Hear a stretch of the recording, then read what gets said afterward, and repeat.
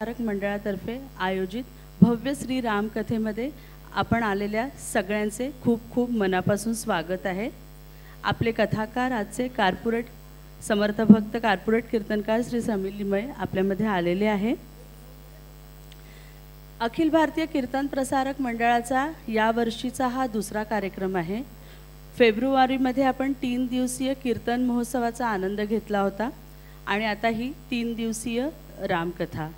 कारण अखिल भारतीय कीर्तन प्रसारक मंडळ ह्याचं जे कार्यकाल राहिला आहे हा लोकमान्य नगरला जास्ती राहिला आहे। आपल्या सुंदरताई ढोबळे, आशाताई वैशंपायन आणि प्रचंड काकू या सगळ्यांच्या मेहनतीचा हा जो संस्था आहे, ही संस्था लोकमान्य नगरच्या लोकांमुळेच खूप छान चालू आहे। आपला आर्थिक सहयोग, आपलं मार्गदर्शन सतत या संस्थेला मिळत राहतं आणि आज अनेक नवीन नवीन कार्यकर्ते याच्यामध्ये काम करतात आहे। सगळ्यांचं असं म्हणणं आहे की आम्हाला या संस्थेचं सदस्यत्व घ्यायचं आहे। पण मी तुम्हाला एक आनंदाची गोष्ट आता ही सांगते आहे की आजकाल जे आहे नवीन रूल प्रमाणे जर का संस्था तुमची रजिस्टर नसेल तर तुम्हाला डोनेशन मिळणं किंवा इतर अनेक समस्यांना आपल्याला सामोरं जावं लागतं। म्हणून या संस्थेचं रजिस्ट्रेशनचं काम सुरू झालेलं आहे। पुढच्या एखाद महिन्यामध्ये ही संस्था रजिस्टर होईल आणि एकदा रजिस्टर झाल्यानंतर सदस्यत्व याचं ओपन केलं जाईल।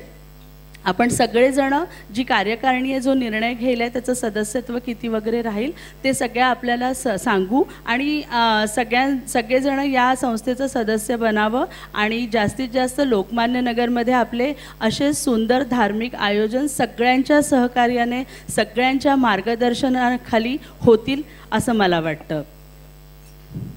आणि आजची ही रामकथा असं म्हणतात की 84 लक्ष योनीतून गेल्यावर हा अति दुर्लभ मानव जन्म प्राप्त होतो।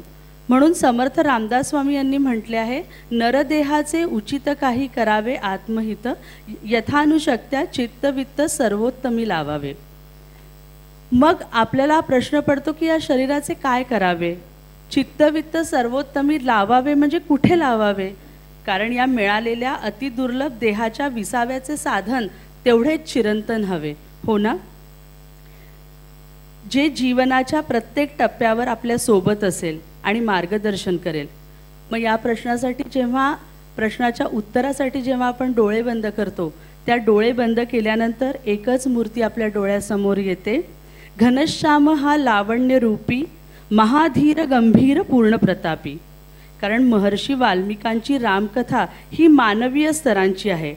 ती एका पराक्रमी पुरुषोत्तमाची चैतन्याने रसरसलेली कथा आहे। अहो, मनुष्याच्या संरक्षण देणारे समर्थ भक्त कार्पोरेट कीर्तनकार श्री समीर लिमये यांचे कीर्तन आपण आत्ताच फेब्रुवारीमध्ये ऐकलं आहे। विषय शबरी होता हे पण आपल्या सगळ्यांच्या लक्षात आहे। यांची रामकथा आता दुबईत आणि देश विदेशामध्ये सतत होत असते। आता लवकरच अयोध्येत होणार आहे। आपलं सगळ्यांचं भाग्य आहे की आपल्याला लोकमान्य नगरमध्ये ही रामकथा ऐकायला मिळते आहे। आपण एकदा जोरदार टाळ्या वाजवून यांचं स्वागत करूया। आणि ह्यांच्या स्वागताला आता मी आमच्या संस्थेचे उपाध्यक्ष श्री भट काका, योग केंद्राचे संचालक श्री चंद्रकांत जोशी आणि त्याच्यानंतर विलास मुळे आणि आमच्या सर्वांच्या आवडत्या वैशंपायन काकू यांना आग्रह करते आणि मंदार कुलकर्णी जे या कार्यक्रमाचे संयोजक आहेत त्यांना विनंती करते की त्यांनी सगळ्यांना इथे स्टेजवर घेऊन यावं आणि समीर लिमयेंचं स्वागत करावं।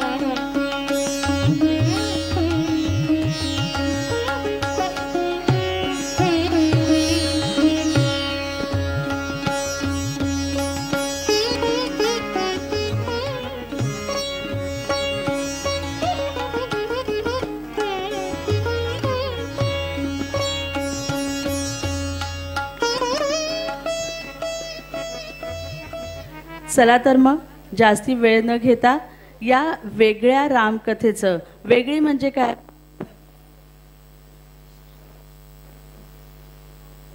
हॅलो, पॉवर पॉईंट प्रेझेंटेशनसह आणि नवीन आयाम जे रामायणातले आहे त्याच्या वेगवेगळ्या पैलूनुसार ही रामायण जी कथा आहे आज 3 दिवस आपल्यासमोर होणार आहे. आपण 3ही दिवस याचा आनंद घ्यावा. आता मी आग्रह करते की आजचा पहिल्या दिवसाचा कार्यक्रम आपण सुरू करू आणि या रामकथेमध्ये प्रसंगानुरूप गायनाचा जो विभाग आहे, इंदोरचे प्रसिद्ध गीतरामायणकार श्री अभय मांडके, त्यांच्या श्रीमती सौ अमृता मांडके आणि त्यासोबत 2 वादक जे त्यांना सहकार्य करणार आहे. तर गीत रामायणामधल्या हॅलो काही प्रसंगानुरूप गाण्यांचा पण आपल्याला आनंद यात मिळणार आहे. त्याआधी रामाचं एक 2 मिनिटाचं आपण भजन करूया आणि त्याच्यानंतर लगेच कार्यक्रमाला सुरुवात करूया.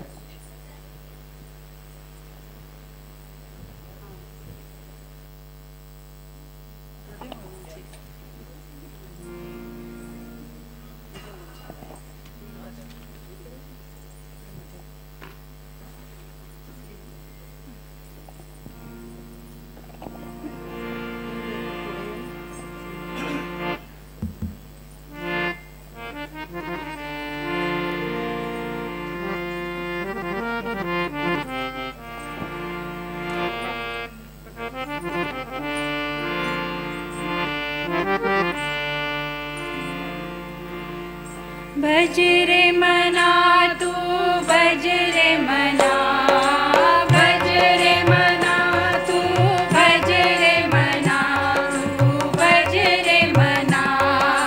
सीताराम राजा राम भज रे मना, सीताराम राजा राम भज रे मना. भज रे मना तू भज रे मना, भज रे मना.